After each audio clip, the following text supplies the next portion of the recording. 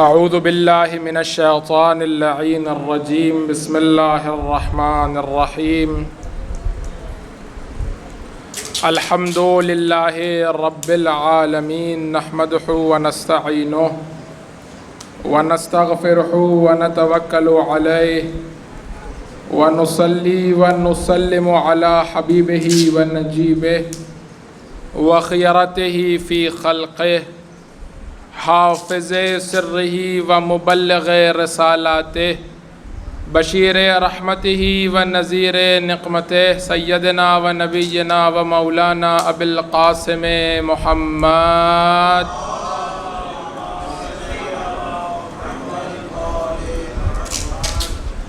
وعلی آلہ الاطیبین الاطہرین الانجبین الہداة المہدیین المعصومین المکرمین المظلومین الذین اذہب اللہ عنہم الرجس وطہرہم تطہیرا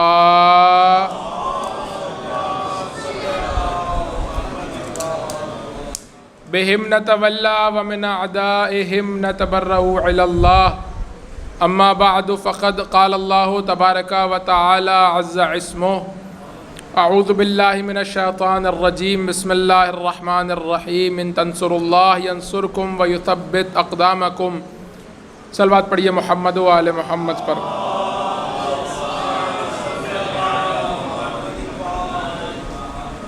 عزیزان گرامی قدر،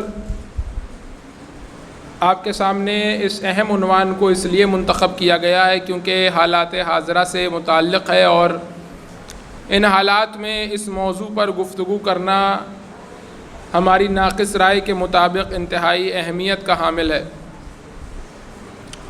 ان حالات میں کہ جب روزانہ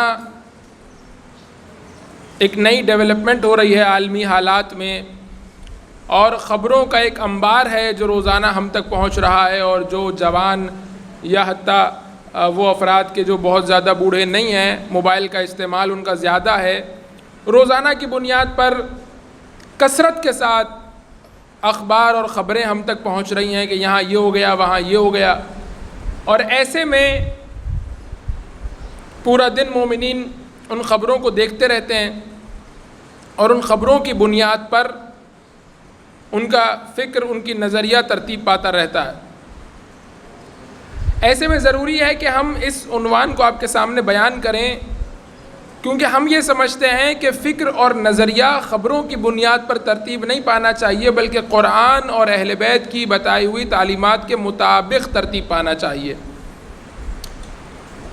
خبروں کو آپ نے اس فکر اور نظریے کے ضمن میں دیکھنا ہے، یعنی خود خبر اور اخبار اور جو نیوز ہم تک پہنچ رہی ہے وہ فکر اور نظریہ بنانے کا باعث نہ بنے، بلکہ فکر اور نظریہ کے جو بن چکا ہے قرآن اور اہل بیت کی تعلیمات کے نتیجے میں، خبروں کو ہم پھر اس فکر اور اس نظریے کے ضمن میں، اس کے سائے میں دیکھیں کہ یہ خبر کس سنت الہی کو، قرآن کی کس بات کو، تعلیمات اہل بیت کی بیان کی ہوئی کس بات کو مکمل کر رہی۔ کیونکہ اگر یہ جگہیں عوض ہو جائیں گی اور خبریں فکر کو بنائیں گی، اگر یہ جگہیں عوض ہو جائیں گی اور یہ نظریہ فکر کو ترتیب دے گا، تو نتیجہ کیا ہوگا؟ نتیجہ یہ ہوگا کہ اگر کل صبح خبروں کی نوعیت تبدیل ہو گئی تو فکر کی نوعیت بھی تبدیل ہو جائے گی۔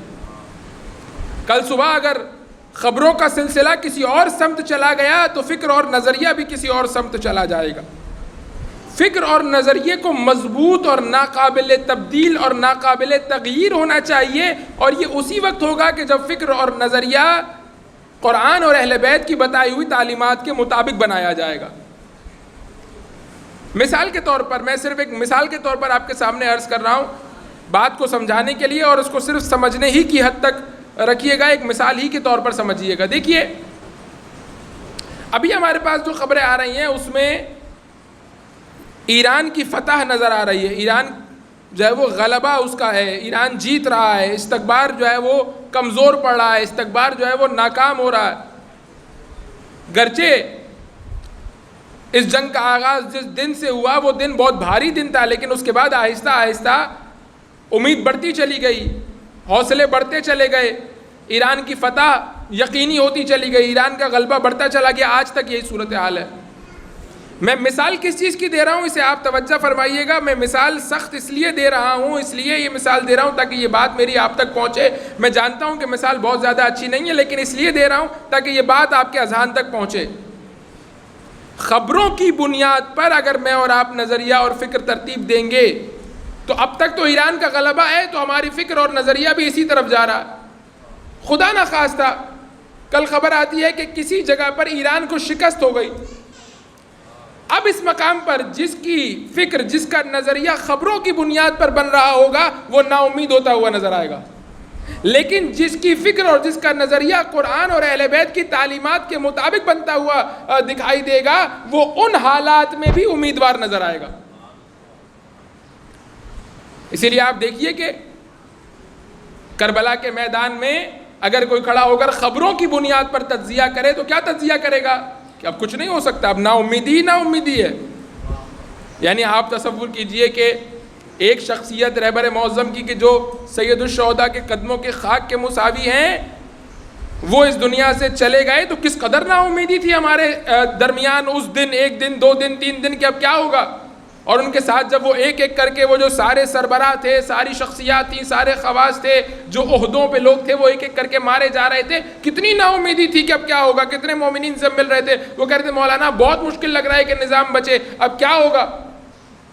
آپ تصور کیجئے کہ یہ جتنے افراد اور جتنی شخصیات شہید ہو رہی تھیں یہ سب کے سب رہبر معظم کے قدموں کی خاک کے برابر تھے، یہ سب کے سب امام حسین کے قدموں کی خاک کے برابر تھے. وہ مارکا کہ جس میں سید الشہداء جیسی عظیم شخصیت، حضرت علی اکبر، حضرت عباس، حضرت قاسم، حبیب ابن مظاہر، سعید، بریر، زہیر، ان جیسی عظیم الشان شخصیات کہ جن کے بارے میں امام معصوم یہ کہیں، امام صادق یہ کہیں، امام باقر یہ کہیں کہ جب ان کی زیارت کے لیے جاؤ تو کہو کہ یا لیتنی کنت معکم. امام صادق کہہ رہے ہیں کاش میں آپ کے ساتھ ہوتا. وہ کتنی عظیم شخصیات ہوں گی. جن کے بارے میں امام باقر کہہ رہے ہیں کہ کاش میں آپ کے ساتھ ہوتا، فافوز فوزا عظیما، تو میں آپ کے طرح اس عظیم مقام پر پہنچ جاتا. وہ کتنی عظیم شخصیات ہوں گی. جب وہ سب کی سب ایک ساتھ ماری جائیں اور قتل ہو جائیں اور دنیا سے چلی جائیں اور بے دردی کے ساتھ ماری جائیں اور بے بسی کا عالم ہو اور کوئی پرسان حال نہ ہو اور عطرت اہل بیت اور ناموس رسول کربلا کے میدان میں بے یار و مددگار ہو، ایسے میں اگر کوئی خبروں کی بنیاد پر تجزیہ کرے تو اسے کیا تجزیہ کرنا چاہیے کہ سب ختم ہو گیا، اب کیا بچا ہے دنیا میں، اب کچھ بھی نہیں ہے. حسین مارے گئے، عباس مارے گئے، علی اکبر قتل ہو گئے، قاسم مارے گئے، ناموس اہل بیت اسیر کی جا رہی ہے، بے پردہ بے کجاوا اونٹوں پر کوفہ اور شام کی طرف لے جائی جا رہی ہے. اب کیا بچا ہے؟ کچھ نہیں بچا ہے. لیکن اسی حالات میں اگر کوئی قرآن اور تعلیمات اہل بیت کے مطابق جس کا نظریہ اور جس کی فکر بنی ہو، وہ انہی حالات میں بے کجاوا اونٹوں پر ہاتھ پسے گردن سے بندھا کر یہ کہتی ہوئی نظر آتی ہے کہ کت قیدک واسا سعیک و ناصب جہدک، تو جو کر سکتا ہے کر لے، خدا کی قسم تو نہ ہمارا ذکر مٹا سکتا ہے نہ خدا کی وحی کو ختم کر سکتا ہے. کیوں؟ کیونکہ نظریہ اور فکر خبروں کی بنیاد پر نہیں بن رہا، نظریہ اور فکر قرآن اور تعلیمات اہل بیت کی بنیاد پر بن رہا ہے.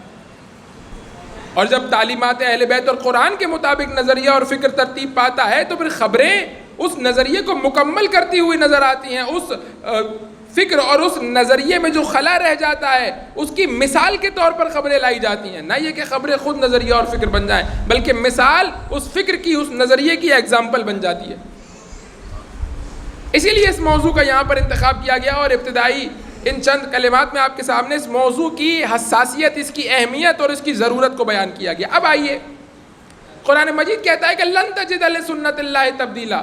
اللہ کی سنت میں تم کوئی تبدیلی، اگر تم کوئی سیب اوپر سے پھینکتے ہو نیچے زمین پر جا کر کے گرتا ہے،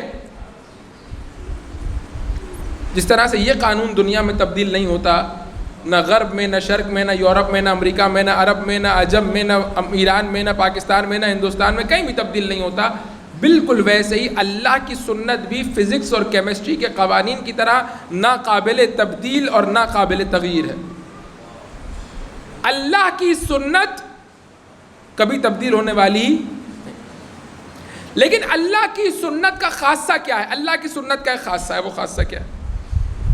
اللہ کی سنت کا خاصہ یہ ہے کہ تم نے کچھ کرنا ہے، اس کے مقابلے پر اللہ کی سنت کار فرما ہوگی.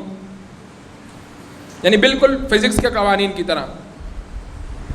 جب آپ سیب نہیں پھینکتے اوپر سے تو کیا زمین میں کشش نہیں ہوتی؟ کشش تو ہوتی ہے، لیکن اس کشش کو درک کرنے کے لیے آپ کو سیب پھینکنا پڑے گا. جب تک آپ سیب نہیں پھینکیں گے اس وقت تک زمین کی کشش اپنے اثر کو ظاہر نہیں کرے گی. زمین کی کشش کے اثر کو ظاہر کرنے کے لیے لازم اور ضروری ہے کہ کسی چیز کو پھینکا جائے تاکہ پتہ چلے کہ زمین میں ابھی تک کشش باقی ہے. سنت الہی بھی بالکل اسی طرح سے ہر وقت ہے، لیکن اس سنت الہی کے اثر کو ظاہر کرنے کے لیے تمہیں پہلے ایک قدم اٹھانا پڑے گا کہ جس کے نتیجے میں وہ سنت الہی کا اثر ظاہر ہوگا. جنگ بدر کا موقع ہے. قرآن مجید کہتا ہے کہ نصرکم اللہ ببدر، ہم نے تمہیں بدر کے دن تمہاری نصرت کی، وانتم اذلہ، تم بہت کمزور تھے، بہت کمزور تھے. تاریخ نے لکھا کہ 4 گھوڑے تھے مسلمانوں کے پاس، 4 گھوڑے. اونٹ زیادہ تھے لیکن اونٹ جنگ میں لڑنے کے لیے استعمال نہیں ہوتے. اونٹ لوگوں کو لانے اور لے جانے کے لیے استعمال ہوتے ہیں. جنگ جو لڑی جاتی ہے دو بدو وہ گھوڑوں پر لڑی جاتی ہے. 4 گھوڑے، معدود تلواریں، یعنی گنی جا سکتی ہیں کتنی تلواریں. اور ایسے میں جب اللہ کا لشکر آ کر کے کھڑا ہو گیا اس کے سامنے، اب اللہ کے دشمن کے لشکر کے سامنے، قرآن مجید کہتا ہے کہ پھر ہم نے ملائکہ کے ذریعے سے مدد کی. پروردگار اگر ملائکہ کے ذریعے سے مدد کرنا تھی تو ان سے کہہ دیتا کہ تم مدینہ میں بیٹھے رہو، وہاں کفار کا لشکر آئے گا، ملائکہ جائیں گے، ملائکہ ان سے لڑیں گے، ملائکہ ان سے مقابلہ کریں گے، ان سے نبرد کریں گے، انہیں زیر کر دیں گے، وہ واپس چلے جائیں گے، تم بیٹھے رہو، تمہارے جانے کی کیا ضرورت ہے. احزاب کی جنگ کے موقع پر پروردگار متعال جنگ احزاب کے موقع پر یہ کہتا ہے کہ ہم نے بارش کے ذریعے، ہواؤں کے ذریعے تمہاری مدد کی. تیز ہوائیں چلنے لگی، بارش برس گئی، وہ ساری زمین گیلی ہو گئی. وہ جو خیمے لگائے تھے، کیونکہ انہوں نے ڈھلان میں خیمے لگائے تھے، کفار نے، مسلمانوں نے اونچائی کی طرف لگائے تھے، اونچائی سے سارا پانی بہہ کے ڈھلان کی طرف چلا گیا، ان کے خیمے سارے ڈوب گئے. تیز ہوائیں چلی، خیمے اڑ گئے. کسی طرح ان کے لیے وہاں پر سروائیو کرنا مشکل ہو رہا تھا. آخر میں بھاگ گئے، مکہ کی طرف واپس چلے گئے. حالانکہ سب مل کر آئے تھے مسلمانوں کے مقابلے پہ. جنگ احزاب میں 1-2 لوگ نہیں آئے تھے، سب آئے تھے مل کے. یعنی کفار مکہ بھی تھے، مکہ کے دوسرے قبائل بھی تھے، اطراف میں رہنے والے دوسرے قبیلے بھی تھے، مدینہ کے اندر رہنے والے جو یہودی جنہیں باہر کر دیا گیا تھا وہ بھی تھے. حتیٰ ایک قبیلہ جو مدینہ کے اندر رہ گیا تھا اسے بھی آخر وقت میں انہوں نے اپنے ساتھ ملا لیا تھا. خیر وہ پھر رسول اللہ کی ایک اسٹریٹجی کے ذریعے سے وہ منصوبہ ناکام ہوا. وہ کیا واقعہ ہے اسے کسی اور موقع پر بیان کروں گا. لیکن سب مل گئے تھے، سب نے ایک دوسرے کے ہاتھ میں ہاتھ ڈال دیا تھا مسلمانوں کے خلاف. اور مسلمانوں کی تعداد بہت زیادہ نہیں تھی اس دن بھی، لیکن پروردگار کہتا ہے ہم نے تمہاری مدد کی. پروردگار جب تو نے مدد کرنی تھی تو کیا ضرورت تھی یہ آئیں گرمی میں خندق کھودیں، خندق کھود کر یہاں پر جو ہے وہ اتنے دن گزاریں، پھر اس کے بعد جو ہے وہ اتنے جو ہے وہ مشکلات کو برداشت کریں، اس کے بعد پھر تو بارش بھیج، پھر تو ہوائیں بھیج، پھر تو مدد کر. پہلے ہی دن بارش بھیجتا، ہوائیں بھیجتا، سارا معاملہ ختم ہو جاتا، کفار چلے جاتے، سارا جو ہے وہ سلسلہ ختم ہو جاتا. اللہ کی نصرت زمین کی کشش کی مانند ہمیشہ ہے، اللہ کی سنت زمین کی کشش کی مانند ہمیشہ ہے، لیکن اس کشش کے آثار کو ظاہر کرنے کے لیے پہلے انسان کو اپنے اختیار سے کچھ کرنا ہوگا، جس کے نتیجے میں اللہ کی سنت ظاہر ہوگی اور اس کا اثر ظاہر ہوگا. اور وہ کیا ہے؟ ان تنصروا اللہ ینصرکم، تم اللہ کی مدد کرو گے تو اللہ تمہاری مدد کرے گا. اور یہ ہر چیز میں، ہدایت کے سلسلے میں تم ہدایت چاہو گے اللہ ہدایت دے گا، تم گمراہی چاہو گے اللہ تمہیں گمراہی کے نزدیک لے کر کے جائے گا. فلما زاغوا ازاغ اللہ قلوبہم، قرآن مجید سورہ مبارکہ صف میں پروردگار کہتا ہے یہ ٹیڑھے ہوئے ہم نے انہیں اور ٹیڑھا کر دیا. اللہ کی سنت کیا ہے کہ جیسا تم کرو گے ویسا خدا کی طرف سے جواب آئے گا. تم کیا لے کر کے آ رہے ہو خدا کی بارگاہ میں، جو لے کر کے آ رہے ہو ویسا ہی تمہیں پلٹایا جائے گا. فرق صرف یہ ہوگا کہ جو تم لا رہے ہو وہ اپنی طاقت اور توان کے مطابق لا رہے ہو، اور جو وہ پلٹائے گا وہ اپنی قدرت اور توان کے مطابق پلٹائے گا. تو اس مقام پر آپ توجہ فرمائیے کہ اللہ کی نصرت بالکل اسی طرح سے کہ اللہ کی نصرت ہمیشہ شامل حال ہے، لیکن اس کا اثر کب ظاہر ہوگا؟ جب تم اللہ کے دین کی نصرت کرو گے۔ اسی لیے آپ دیکھیے کہ قرآن مجید جہاں انبیاء کا تذکرہ کرتا ہے وہاں انبیاء کی ہمراہی کرنے والوں کو بھی ایک مقام دیتا ہے۔ آپ جب سید الشہداء کی زیارت دور سے پڑھتے ہیں یا قریب جا کے کربلا میں امام حسین کی زیارت کرتے ہیں تو کیا کہا گیا؟ یہ نہیں کہ یقیناً امام حسین کا مقام بہت بلند ہے، عصمت کے مرحلے پر ہیں، لیکن صرف ان کی زیارت پر اکتفا مت کرو، حبیب کی زیارت بھی کرو، دوسرے شہدائے کربلا کی زیارت بھی کرو۔ السلام علیکم یا اولیاء اللہ و احباہ، السلام علیکم یا اصفیاء اللہ و عبداہ، السلام علیکم یا انصار دین اللہ، السلام علیکم یا انصار رسول اللہ، السلام علیکم یا انصار امیر المومنین۔ ان کی زیارت بھی کرو، دور سے بھی زیارت پڑھ رہے ہو، زیارت وارثہ صرف سید الشہداء کی زیارت پر نہیں بلکہ حضرت علی اکبر کی زیارت بھی پڑھو، حضرت عباس کی زیارت بھی پڑھو، شہدائے کربلا کی زیارت بھی پڑھو۔ ان شہدائے کربلا میں گرچہ بہت سے ایسے ہوں گے کہ جن کا مقام حضرت عباس کے برابر نہیں ہوگا، بہت سے ایسے ہوں گے کہ جن کی زندگی میں صرف نیکیاں نہیں ہوں گی، بہت سے ایسے ہوں گے کہ جن کی زندگی میں کوئی نہ کوئی ایسی بات بھی پائی جاتی ہوگی کہ جو خدا کے نزدیک ناپسندیدہ ہو، لیکن چونکہ اپنی زندگی کے اختتام پر نصرت امام کا حق ادا کر دیا تو اب حکم یہ ہے کہ اگر امام معصوم بھی زیارت کے لیے جائے گا تو وہ سید الشہداء کی زیارت کے ساتھ ساتھ ان کو سلام کرے گا۔ آپ قرآن مجید اٹھا کر کے دیکھ لیجیے، محمد رسول اللہ والذین معہ، رسول کا تذکرہ اور جو رسول کے ساتھ ہیں۔ ابراہیم نے کہا میں اور جو میری اتباع کرتے ہیں، یوسف نے کہا انا ومن اتبعنی، میں اور جو میری اتباع کرتے ہیں، عیسیٰ نے کہا من انصاری اللہ، کون ہے جو اللہ کے راستے میں میری مدد کرے، اور انہوں نے کہا کہ ہم اللہ کی مدد کرنا، نحن انصار اللہ، ہم اللہ کی مدد کرنے والے ہیں۔ ہر نبی کا تذکرہ اس نبی کے تذکرے کے ساتھ اس نبی کی مدد کرنے والے کا تذکرہ، یہاں تک کہ اگر نبی کی مدد کرنے والا ایک پرندہ ہو کہ جس کی چونچ میں ایک قطرہ پانی ہو تو پروردگار اس کا بھی تذکرہ کرتا ہوا نظر آتا۔ یعنی اس نصرت کو، نبی کی مدد کو، حق کی مدد کو اتنا آسان مت لینا۔ کوئی چھوٹے سے چھوٹا پرندہ بھی اگر حق کی نصرت کرے گا، حق کی مدد کرے گا، پروردگار اس کے تذکرے کو، اس کے ذکر کو تاریخ میں باقی رکھے گا۔ تو سنت الہی یہ ہے کہ اگر تم ایک قدم اللہ کی طرف بڑھاؤ گے نصرت الہی کے لیے، اللہ کے دین کی مدد کے لیے، اب وہ تمہاری مدد کرے گا۔ لیکن اگر تم گھر میں بیٹھے رہو اور کہو کہ پروردگار جب تو نے ہی مدد کرنی ہے تو تو مدد کر لے گا، نہیں، ایسا نہیں ہوگا۔ کیوں نہیں ہوگا؟ بس اس کی طرف اشارہ کر کے میں گفتگو کو ختم کر دوں گا۔ دیکھیے عزیزان گرامی،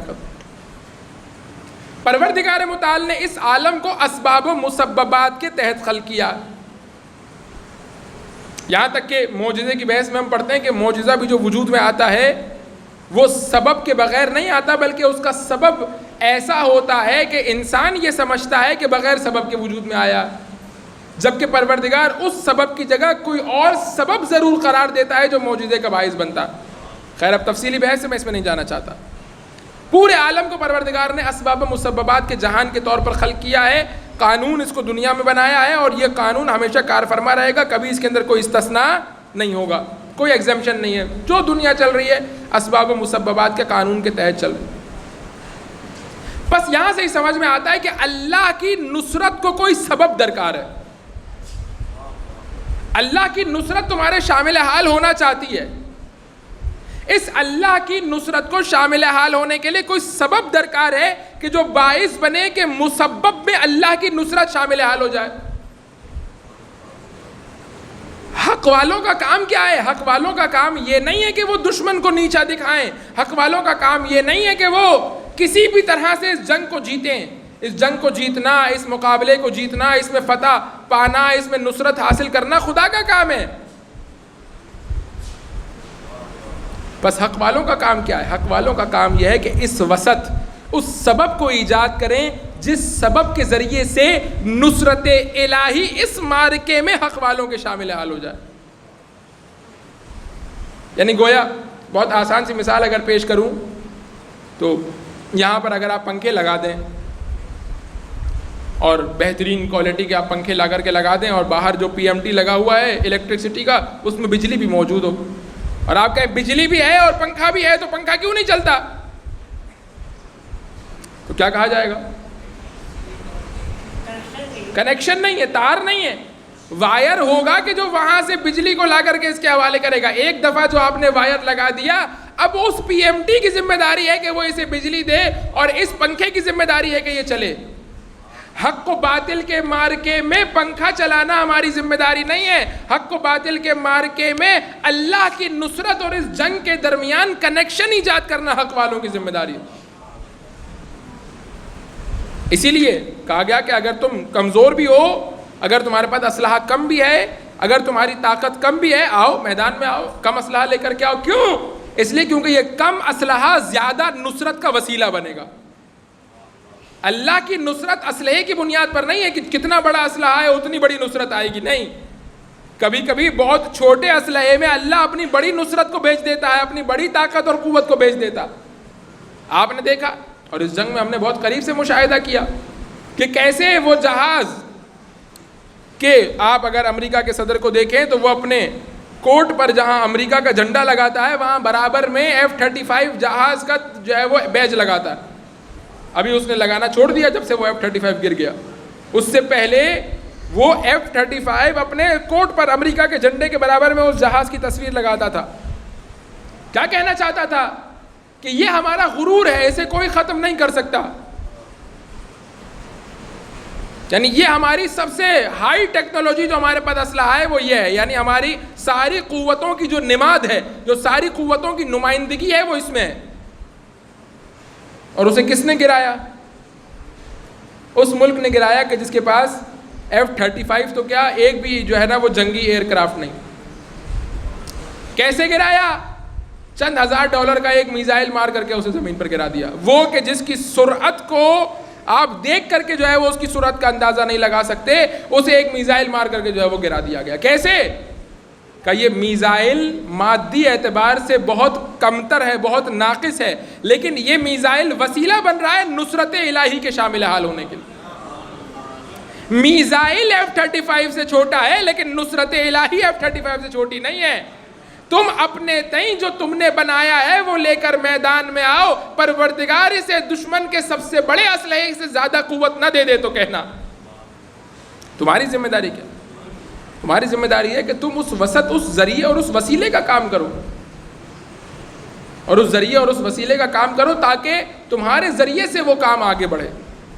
رہبر معظم کی شخصیت کیا تھی؟ اپنے تمام تر جاہ و جلال کے باوجود رہبر معظم کی شخصیت ایک وسیلہ تھی اللہ کے پیغام کو دنیا تک پہنچانے کے لیے.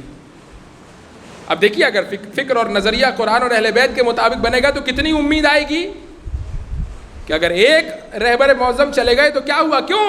کیونکہ ہماری فکر اور ہمارا نظریہ یہ کہتا ہے کہ یہ رہبر سب کچھ نہیں تھا, بلکہ یہ رہبر اس خدائے قادر اور اس خدائے باری کے حکم کو زمین پر نافذ کرنے کا ایک وسیلہ اور ذریعہ تھا, اور یہ وسیلہ اور ذریعہ بھی اسی خدا نے ایجاد کیا تھا. تو جو خدا ایک خامنائی کے ذریعے سے اپنے حکم کو زمین پر نافذ کر سکتا ہے, وہ خامنائی کے جانے کے بعد ایک دوسرے خامنائی کے ذریعے سے بھی اپنے حکم کو زمین پر نافذ کر سکتا ہے. بس ہمارے مکتب میں غم ضرور ہے, حزن ضرور ہے. کوئی چلا جاتا ہے تو ان العین لیبکی ان القلب لیحزن. قرآن مجید رسول اللہ فرماتے ہیں جب اپنے بیٹے کی وفات ہوئی تو کسی نے کہا یا رسول اللہ آپ کیوں آنسو بہا رہے ہیں؟ کہا آنکھ تو آنسو بہاتی ہے, دل تو محزون ہوتا ہے. بالآخر ایک لگاؤ تھا, بالآخر ایک اٹیچمنٹ تھی اس شخصیت کے ساتھ. یقیناً آج بھی جب ہم جو ہے وہ ان کے بارے میں سنتے ہیں, ان کی کوئی تصویر دیکھتے ہیں, کوئی ویڈیو دیکھتے ہیں, آنکھوں میں آنسو آ جاتے ہیں. درست ہے, لیکن یہ اپنی جگہ پر باقی رہے, اس سے انکار نہیں ہے, یہ بہت اچھا ہے. لیکن اس کے ساتھ ساتھ امید کا یہ پہلو بھی زندہ رہے کہ ان کے جانے سے نہ صرف یہ کہ حق کا محاذ پیچھے نہیں ہٹا, بلکہ ان کے خون کی برکت سے حق کے محاذ کو نئی تازگی اور نئی زندگی نصیب ہوئی. اور یہ اس میں کوئی منافات نہیں ہے ان دو احساسات میں. یہ دونوں احساسات ایک ہی دل میں ایک ہی وقت میں رہ سکتے ہیں.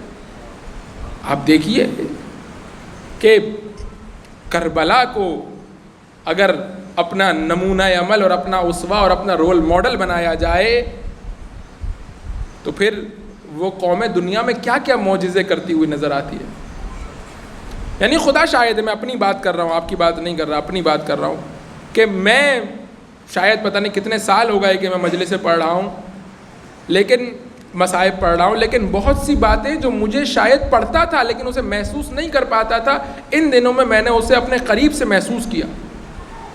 ہم بارہا یہ پڑھتے تھے اور بارہا یہ سنتے تھے کہ بی بی زینب نے کہا کہ میں روؤں گی نہیں. جب مدینہ واپس پہنچی تو روئیں. کیوں؟ کیونکہ جب تک دشمن دیکھ رہا ہے رو کر اپنی کمزوری کو ظاہر نہیں کرنا. اور یہی احساس ہمیں کنیزان زینب میں نظر آیا کہ آج وہ اپنے بیٹے کی لاش پر کھڑے ہو کر یہ کہتی ہوئی نظر آتی ہے کہ چونکہ دشمن دیکھ رہا ہے میں نہیں روں گی. کب روں گی؟ جب دشمن نہیں دیکھ رہا ہوگا. کب روں گی؟ کہ جب دشمن کے مقابلے پر ہمیں فتح نصیب ہو جائے گی پھر روئیں گے, پھر فرش عزا بچھائیں گے, پھر ماتم کریں گے. یعنی کربلا اگر زندگی کا حصہ بن جائے, کربلا اگر نبرد کا حصہ بن جائے, کربلا اگر معاشرے کا حصہ بن جائے, عاشورہ اگر معاشرے کا حصہ بن جائے, تو کنیزان زینب کو بھی وہی حوصلہ مل جاتا ہے کہ جو کربلا میں زینب کے پاس تھا. کیوں؟ کیونکہ ان کا دل زینب کبریٰ کے دل کے ساتھ جڑ جاتا ہے. ہمارے پاس روایات موجود ہیں کہ جس میں کہا کہ جو روتا ہے ہم پر, جتنی دیر ہم پر رو رہا ہوتا ہے اتنی دیر کے لیے اس کا دل ہم سے جڑ جاتا ہے. اس رونے کو اگر ہم اتنا قیمتی بنا لیں کہ اس رونے کے ذریعے سے ہمارا دل جڑ جائے ان ذوات مقدسہ کے ساتھ, تو جو ان کا حوصلہ تھا, جو ان کا جذبہ تھا, جو ان کا ایمان تھا, اس کی ایک جھلک, اس کی ایک رمق, اس کی ایک تجلی ہمارے وجود میں نظر آنا شروع ہو جائے. اب یقین جانیے بہت بڑی بات ہے کہ بچے کا جنازہ پڑا ہو اور ماں یہ کہہ رہی ہو کہ تو نے مجھے سر بلند کر دیا, تو نے میرا سر فخر سے بلند کر دیا, آج لوگ مجھے شہید کی ماں کہہ کر کے پکار رہے ہیں. یہ جذبہ آپ کو وہی جذبہ نہیں لگتا کہ جو شب عاشور کربلا کی ماؤں میں نظر آ رہا تھا؟ کیوں؟ کیونکہ فکر اور نظریہ خبروں کی بنیاد پر نہیں بنا, فکر اور نظریہ کربلا سے بنا. جب فکر اور نظریہ کربلا سے بنتا ہے تو بچہ بچ جائے تب بھی فکر اور نظریہ باقی رہتا ہے, بچہ چلا جائے تب بھی فکر اور نظریہ باقی. تو ہمیں ان حالات کے اندر جس چیز سے انتہائی محتاط رہنے کی ضرورت ہے وہ کیا ہے کہ ہمیں اپنے فکر کو, اپنے نظریے کو خبروں کی بنیاد پر نہیں بنانا, ہمیں کربلا کی بنیاد پر, قرآن اور اہل بیت کے مطابق بنانا ہے. خبروں کو اس فکر اور اس نظریے کی ایک مثال بنانا, اس کی ایک ایگزامپل بنانا ہے کہ دیکھو دین اور ہماری فکر اور ہمارا نظریہ اور قرآن اور اہل بیت اور کربلا یہ کہہ رہی تھی, دیکھو یہ ہوتا ہوا نظر آ رہا ہے. یہ نہیں کہ اسی کو ہم اپنا نظریہ بنا لیں کہ اگر کل صبح خبریں بدل جائیں تو ہمارا فکر بھی بدل جائے. نہیں, فکر اپنی جگہ پر باقی رہے. ایک تذکرہ صرف آج کی مناسبت سے کروں گا. حضرت فاطمہ معصومہ سلام اللہ علیہا,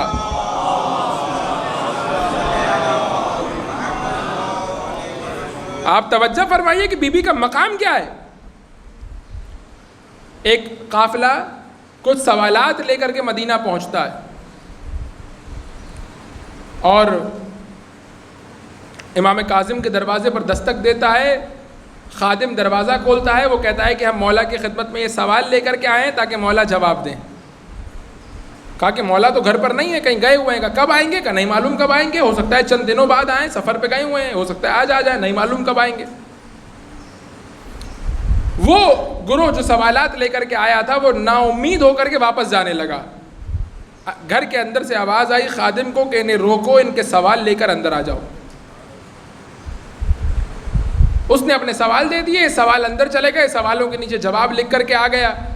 جیسے ہی جواب آیا انہوں نے جواب پڑھا, خادم سے پوچھا یہ جواب کس نے لکھا ہے؟ کہا امام کاظم کی بیٹی فاطمہ نے لکھا.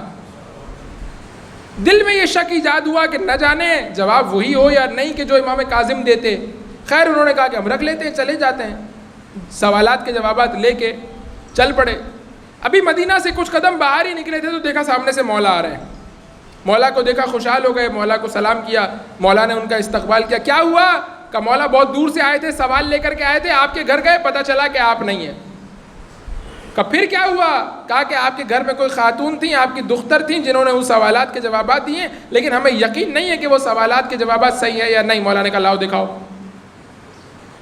تاریخ نے لکھا کہ امام کاظم سوالات کے جوابات پڑھتے جاتے تھے اور زبان پر یہ جملہ تکرار ہوتا رہتا تھا, فداہا ابوہا, اس کا باپ اس پر فدا ہو جائے, اس کا باپ اس پر فدا ہو جائے, اس کا باپ اس پر فدا ہو جائے. اور جب سارے سوالات کے جوابات پڑھ لیے تو کہا کہ خدا کی قسم اگر موسیٰ بن جعفر بھی جواب لکھتا تو منوان یہی جواب لکھتا جو فاطمہ معصومہ نے لکھا.